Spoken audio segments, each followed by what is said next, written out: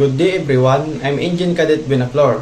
In this video, I will discuss the importance of load line convention in preserving safety in the industry.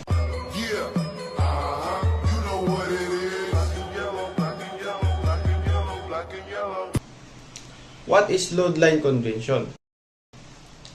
The load line convention, formerly the International Convention on Load Lines, is a maritime agreement that establishes rules and guidelines for marking the maximum permissible draft of ship, ensuring safe and stable operation by preventing overloading and maintaining watertight integrity.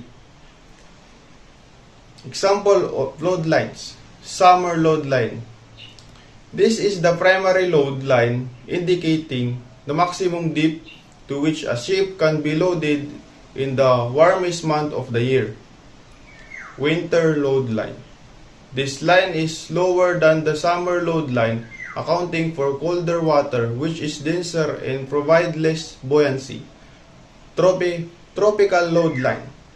This line is higher than the summer load line, applicable in tropical region where water temperature are higher. Winter North Atlantic load line.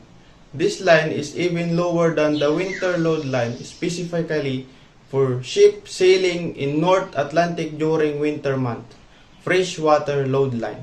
This line is higher than the summer load line used when a ship is freshwater, which is less dense than seawater.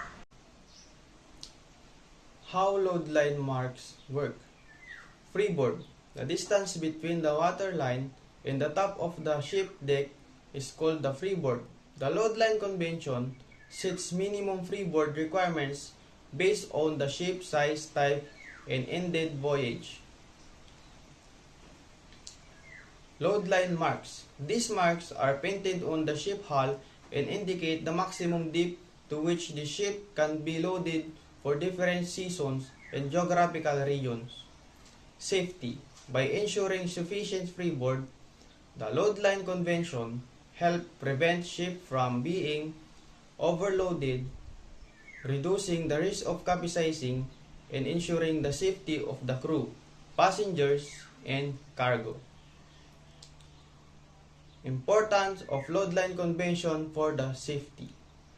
Prevention of overloading. The convention established minimum loading limits for ship which help prevent overloading on one